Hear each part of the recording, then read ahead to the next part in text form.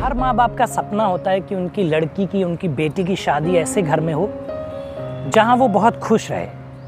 और हालांकि ये जिम्मेदारी वो लोग बाखूबी निभाते भी हैं। और जब वो शादी कर देते तो फिर बोलते हैं कि लो भैया, हम गंगा नहा लिए, हमने अपनी जिम्मेदारी पूरी कर दी, अब हमारी जिम्मेदारी खत्म। लेकिन ऐसा नहीं है, जिम्मेदारी अभी भी बाकी है। एक ऐसी ही कहानी लेकर आया हूँ आज आपके लिए जो आपके दिल को छू लेगी और आप बहुत खुश हो जाएंगे। आइए बताता हूँ आपको पूरी कहानी।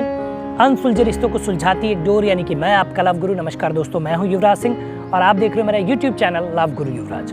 दोस्तों, आशा करता हूँ आप लोग स्वस्थ होंगे, मस्त होंगे और अपनी लाइफ को एंजॉय कर रहे होंगे।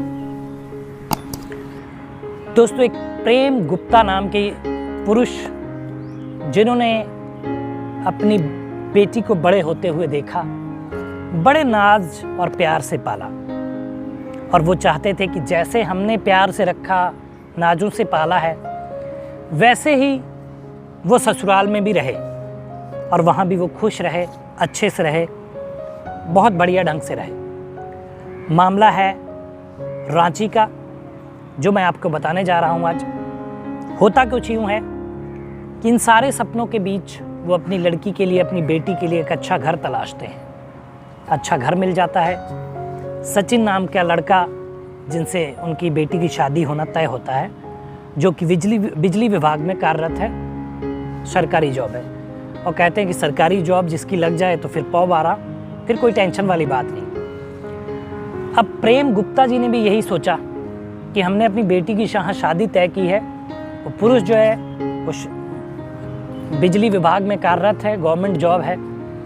अब हमारी बच्ची जो है वो खुश रहेगी जैसे हमारे घर पे यहाँ रहती थी। लेकिन ऐसा हुआ नहीं। 2022 अप्रैल में उन्होंने अपनी बेटी की शादी की, डोली को बैंड बाजे और धूमधाम से विदा किया। कुछ टाइम बाद ही इनके पति जो है इनको प्रताड़ित करने लगे, इनको परेशान करने लगे, छोटी छोटी बात पे चिढ़ जाना, मारपीट करना। कुछ टाइम तक तो ये सहती रही, साक्षी लड़की का नाम, जो इस सारी दरिंदगी को सह रही थी। लेकिन जब इनसे सहा नहीं गया तो इन्होंने अपने बाबा को, यानी कि अपने पिताजी को, प्रेम गुप्ता जी को ये बात बताई कि ऐसा ऐसा मेरे साथ होता है। और इसी दौरान इनको ये भी पता चला कि इनके पति की शादी पहले भी हो चुकी है। अब प्रेम गुप्ता जी बहुत परेशान कि आखिर करें तो क्या करें। फिर उन्होंने थोड़ा टाइम और सोचा दे के देखते हैं, समझाते हैं, बात समझाई बुझाई गई। लेकिन फिर भी मामला कुछ इसमें बदलाव नहीं आया और उनके जो पति थे वो उस तरीके का व्यवहार ही करते रहे। साक्षी बहुत परेशान और इधर इनके पिताजी प्रेम गुप्ता जी बहुत परेशान।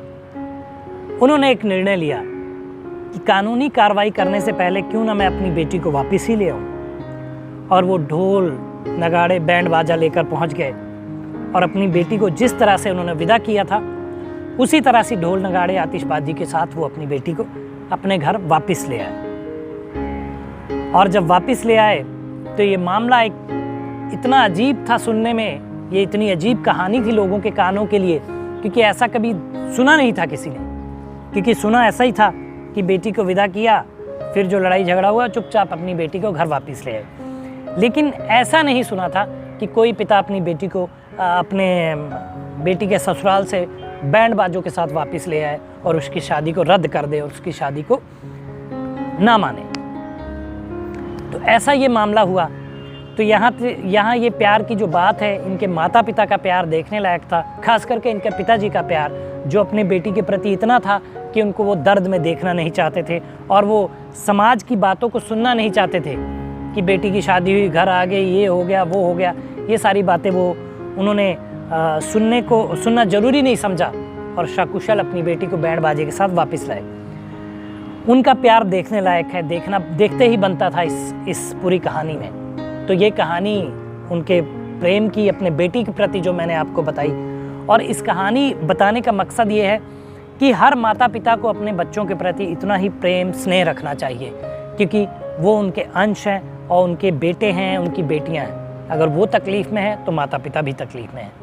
और दूसरी बात इनके लिए, जो इनके पति हैं लड़की के, जिनका नाम सचिन है, कि अगर वो शादीशुदा थे तो उन्होंने दूसरी शादी क्यों की। पहला कारण ये।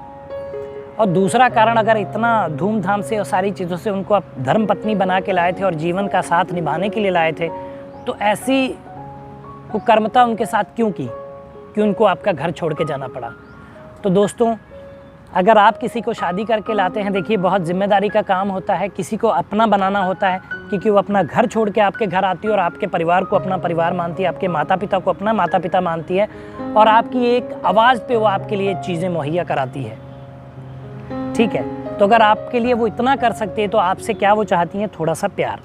तो अपने पत्नी के प्रति अपना प्यार ज़रूर रखें। अगर आप ये प्यार निभाने के काबिल नहीं हैं, तो बिल्कुल शादी ना करें, सिंगल रहें, कोई आपत्ति नहीं है, कोई गुनाह नहीं है। लेकिन अगर करते हैं तो उसको अच्छे से निभाएं और अपने पत्नी के प्रति प्रेम रखें। फिर ऐसा कभी ना हो कि एक पिता को अपनी बेटी को वापस ले जाना पड़े। तो दोस्तों, ये थी एक छोटी सी कहानी आप लोग के लिए। ये बताने का मकसद ये था कि आप जो है ऐसे कर्म ना करें कि आपकी कहानी भी कल मोबाइल या टीवी पे लोगों को सुननी पड़े। तो इन चीज़ों से दूर रहें, एक अच्छे इंसान बने। तो दोस्तों, अगर आप किसी समस्या में हैं तो नीचे मेल आईडी फ्लैश हो रही है, मैं आपका नाम पता आपके बारे में बिल्कुल भी नहीं बताता हूँ, सिर्फ आपको एक वीडियो के थ्रू आपकी समस्या से बाहर निकालता हूँ। तो दोस्तों, ये थी कहानी और ये था वीडियो। बताइएगा कैसा लगा। और जीवन बहुत छोटा है, मुस्कुराते रहिए, खुश रहिए और एंजॉय करिए। धन्यवाद।